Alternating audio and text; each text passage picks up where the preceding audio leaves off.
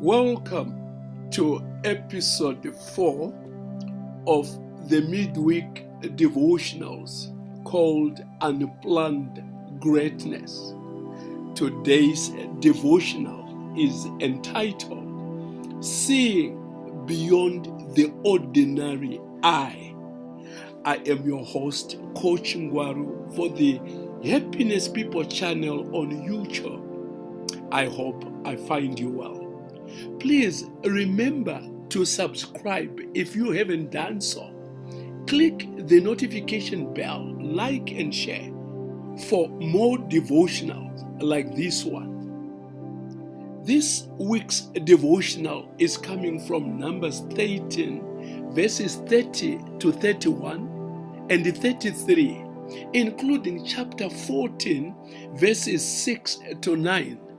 Unless otherwise indicated, all the scripture reading is from the NIV and I read in your hearing. From chapter 13, then Caleb silenced the people before Moses and said, "We should go up and take possession of the land, for we can certainly do it." But the men who had gone up with him said, "We can't attack those people. They are stronger than we are. We seemed like grasshoppers in our own eyes, and we looked the same to them." Chapter 14, Joshua, son of Nun, and Caleb, son of Jephunneh, were among those who had explored the land, tore their clothes, and said to the entire Israelite assembly, "The land we passed through and explored is exceedingly good. If the Lord is pleased with us, He will lead us into that land, a land flowing with milk and honey, and will give it to us. Only do not rebel against the Lord, and do not be afraid of the people of the land, because we will devour them. Their protection is gone, but the Lord is with us. Do not be afraid of them." End of quote. And may the Lord add a blessing to the reading of His word. Here I see perceptions coming to play. And going to the dictionary definition from the Oxford Languages, the definition of perception. Here is what it says, friends. Perception is the ability to see, hear, and become aware of something through the senses. It is also the way in which something is regarded, understood, and interpreted. So, perception comprises awareness and interpretation. Two people can actually see the same object and experience the same phenomenon, but interpret it entirely differently. This is exactly what is happening in Numbers chapter 13 and 14 among the 12 spies sent by Moses. The description of the giants in the land across the Jordan was correct in every sense. In terms of size, the Israelites could not compare to the giants of Anak. So, what made the difference? The difference came in how these people saw and interpreted what they saw. So, interpretation was key here. Look at Joshua and Caleb. As they saw those giants, somehow they saw victory. But when their friends, their colleagues saw the giants, instead of seeing victory, they saw themselves defeated. Ironically, both sides were correct in my judgment. And I know you will ask, but Coach Ngwaru, exactly why? Let us analyze first those who said, "We can't attack those people," and try to make sense of their reaction. This group used logic to come to their conclusion. Those days, size and numbers mattered a great deal. Given these effects, they could see that they were not a match to the enemy. They did not want to downplay the power of the opposition. From a human point of view, which they were operating from, there was no way they could even imagine going on a head-to-head war with those giants. And so they succumbed to defeat before the battle even began. Interestingly, these people or this group are not alone in the way they reacted to these giants. You know, friends, I remember growing up as a young salesperson. I used to sell family books, and so I would go door to door or house to house doing that work. In my judgment, I was a good salesperson, but not a great one. And the question is, what kept me at a good level and not at a great level? The whole issue was on my perception of the market. You know, I shied away from the big, affluent, potential customers. I thought they were very hard and difficult to convince. Besides, I had challenges with spoken English and my dress code was not up to scratch. So I did not want to embarrass myself, which is why I targeted the poor and less educated customers. But of course, I made great sales from them.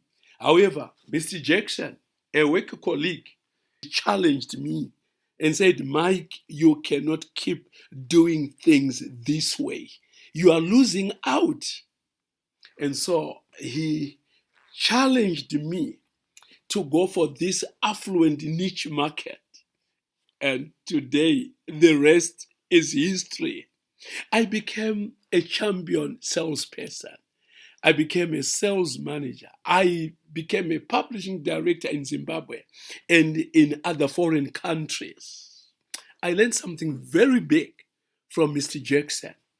You know, friends, sometimes logical perception can be a barrier to success and greatness. How many times do you remember yourself refraining from attempting big moves and big challenges in life because of things that appeared so logical and so convincing and stood in your mind as impossibilities? You saw and you concluded that it would be a waste of effort and time to even try. This is exactly how the human mind works. It wants to keep us in the comfort zone. Naturally, we fear challenges and therefore we want to play it safe and remain in the ordinary, in the usual, in the predictable. Hence, when God sends you on his mission, it is because it's a mission possible, it's a doable assignment. God will never send you to do something that he is not going to do for you.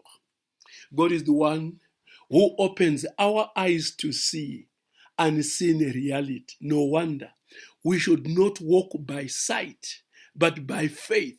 And like I have said, faith sees the things that human eyes don't see.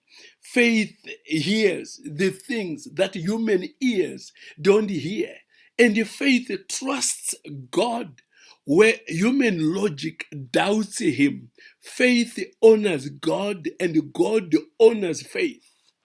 Israel could have long crossed the Jordan River and possessed the promised land within the first 2 years of the great Exodus. But because they saw the victory of the giants instead of God's victory, and for that reason, God denied them entry into Canaan and could only allow them after 40 years. Remember, friends, even in the secular history, our heroes of human civilization are the men and women who saw beyond the ordinary person could see. They saw radios and TVs before there was any. They saw cars and trains before there was any. They saw ships and aeroplanes before there was any. They saw the internet and satellites before there was any. I can go on and on and on. The point is, if secular people can see things before they exist, how much more should God's people see the fruition of God's promises? Jesus once said, "Blessed are those who believe without seeing." So, friends, you do not need to wait for concrete evidence. Just blindfold yourself and believe that God's promises will be fulfilled because God can be trusted. With that faith, you can face any giant in your life. With that kind of faith, you can face any challenge in life. You can take a leap and try and leave everything to faith. I'm not saying living to chance, and leave everything to faith, because our God is able. In closing, Hebrews chapter 11 and verses 6 says, "And without faith it is impossible to please God, because anyone who comes to him must believe that he exists and that he rewards those who earnestly seek him." I'd like to say to your friend before we part, have faith in God. Have faith in God. Make his promises the lenses through which you see hidden reality. And this will put you among the heroes of faith. People who listened to God, people who trusted God, and took a leap of faith and leaving everything to He who had promised. And today we read them in the scriptures as men and women of faith. Why? Because through the promises of God, they saw kingdoms being overcome. They see giants tumbling. They see oceans opening and highways created across the waters. They saw bread falling from heaven. Why? Because they trusted Him who had promises. God is faithful. God can be trusted. Trust God and you will see hidden realities buried in His promises. God bless you.